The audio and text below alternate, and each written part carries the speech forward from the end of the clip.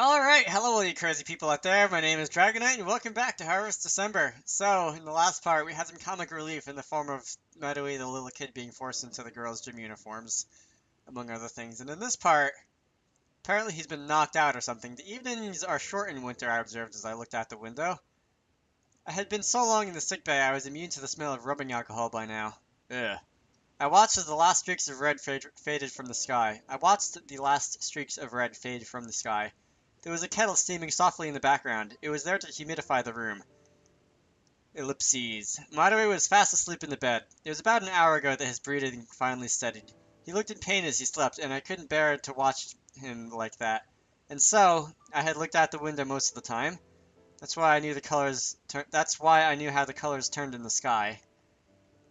I wouldn't have noticed at all, not in my usual mindset. There it was again, the border of awareness and ignorance. It all depended on where your consciousness lay. I'm really starting to sound like Masaki-san. I was waxing philosophical, the way he did. I wasn't sure if that was a good or a bad thing. The nurse in charge had gone for a break and hadn't returned yet. She said Madoe was deteriorating. Deteriorating?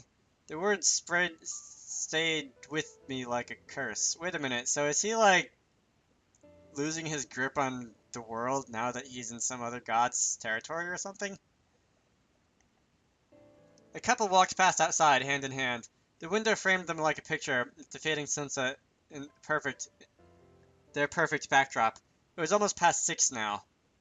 Madoe? I whispered. Nene-sama, is that you? Mizuho Nene-sama's right here. He was speaking drowsily, but I could hear him clearly. How are you feeling? He fumbled around under the blanket. I think I can get up. No, stay where you are. You wouldn't be able to walk home. You had me worried there when you fainted like that. You were here, you stayed by my side. That again, I'm always here for you. Todo-sama and Kaka-sama didn't. They were too busy dreaming. What do you mean? I shook my head, expressing that I didn't understand either. It's what Shiro-sama told me. Do you have any clue what that means? The room was heated to the point of suffocation. What caused you to faint in the classroom? Madoe stayed silent. Is it because you hadn't found your power? That's not true. It was a lie that wouldn't even convince a baby. I'm so sorry, Madoe. So much for making the adventure squad. I had achieved nothing. I had found nothing. Nothing. I thought Madoe was being lazy when he didn't come out to help in the search. I didn't notice the reason he was getting weak. I looked at the clock. I still had some time. I called Oni-chan's cell phone. Toyama! Masaki-san! That was unexpected. He explained Oni-chan was a bit busy now, but he picked up instead. Madoe needs someone to pick him up. It wasn't a question. It was confirmation. I was grateful he caught on to the situation quickly without the need for further explanation. Yes, please. And you? I'm going to Sakashima. What about Madoe? Please. I ground out. It was a painful question that I didn't want to answer. But he repeated the question again. What about Madoe? I hung up. It was no use my staying here. I had to go out and find Madoe's power and return him to save him. I reached for my bag nearby. Madoe, I'm sorry, but... Are you leaving me alone? The child looked angry. You said you'd stay with me, that you'd be here when I needed you. I did, but... You're the same as Todo-sama. No, I'm not. I'm going to save you. I knew I shouldn't be yelling at him, but I couldn't help it. I was worked up now. I knew I was making excuses, but I couldn't stop. What will happen if you lose all your power? Ellipses. Tell me. I'll die just like everybody else. I took a deep breath to calm myself down. Misaki-san should be here soon. He'll take care of you. I grabbed my bag. You can be angry with me now, but I'm going to save you. I ran out of the sickbay without looking back. Last try. That was short. That was like 5 minutes. I'm doing another one. I didn't find anything. It's starting to snow. I ran towards Takashima Station with a plastic bag filled with sweets and cookies swinging on my arm. Because this region snowed so heavily, the train stopped running frequently in the winter. I managed to catch the last train heading to Tagami before it left. Huh?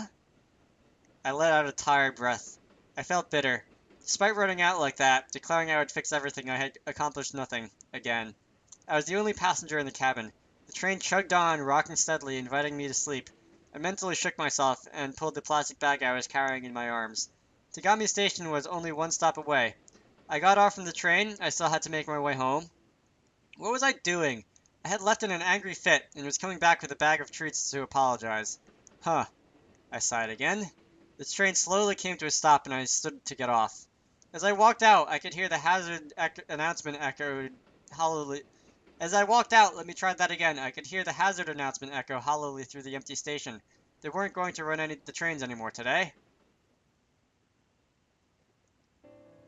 Alright. A regular thermometer won't work, Masaki-san said, looking at the digital thermometer in his hand. It read 113 degrees Fahrenheit. Someone was panting heavily.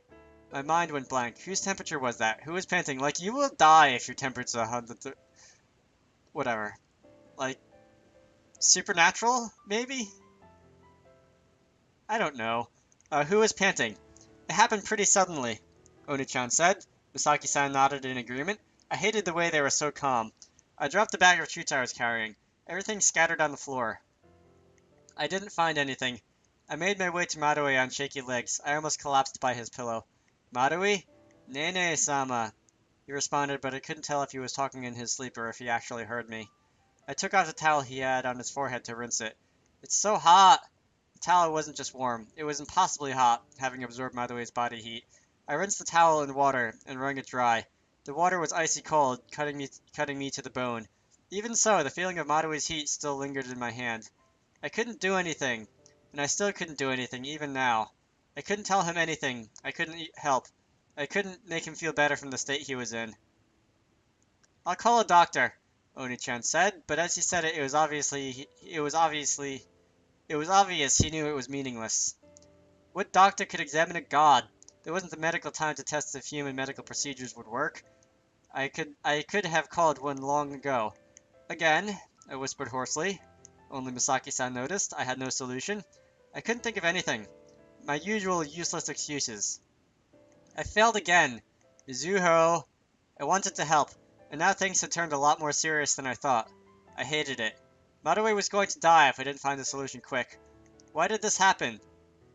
I must have sounded horrible. I could hear Oni-chan suck in a breath. What did I do wrong, Misaki-san? Nothing. His answer was simple. Then why... You tried your best, but it didn't work out. You didn't do anything wrong, Mizuho. This is happening for a different reason. Screw that! What did being right mean if it didn't fix anything? Tagami is poison to Maruo. Because he's a god from somewhere else? Yes, for him it's an alien environment. But why is it poisoning him? Do you remember why it was possible for Maruo to cross the boundary between Sakashima and Tagami? Because... I remembered. Shiro-sama wasn't paying attention. Her powers were weak.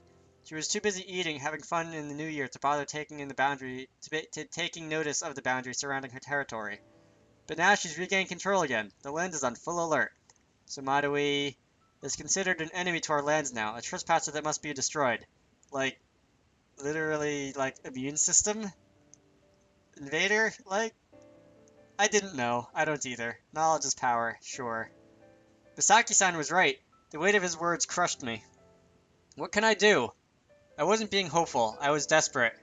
Bring him back to Sakashima. I looked up at him. He smiled back at me, seemingly pleased I had asked.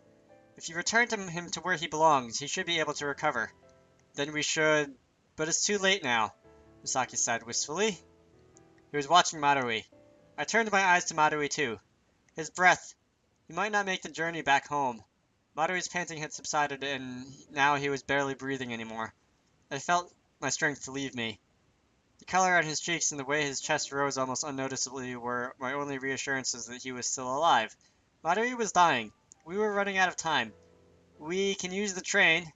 And then I remembered the hazard announcement. No trains were running. My mind went blank, and it was filled with rage. Why didn't you save him? I grabbed Misaki-san's shoulders with all my might. I'll never forgive you. I'll break you. His face contorted in pain for a moment. My fingers dug into his shoulders till I could feel his bones. Because this is what Maruo wanted. Alright, continue. He said it bitterly, his face twisting into different kinds of hurt. His words hit me like a sledgehammer. What do you mean? He wanted you, Mizuho. He clutched my elbows.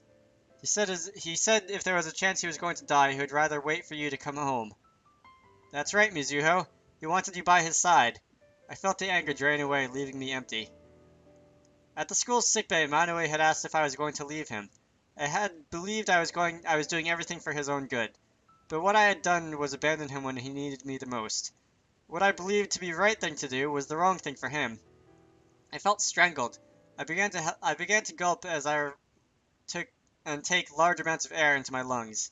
I wasn't thinking straight. Everything was jumbled in my brain. I began to think this was the end. But I couldn't give up just yet. Private Masaki, I began. What's the solution to this situation? Like I said, to bring Madoe back to Sakashima. He could recover in time, as long as he's there, he replied. I nodded, so much I could understand. If Madoe didn't have enough strength, we had to find a way to give him some, something like that. Simple as that.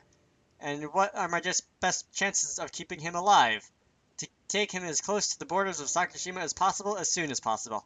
Alright. I was stupid. I've always done better moving than thinking. So I'd move. But this time, I wasn't going to leave without Madoe.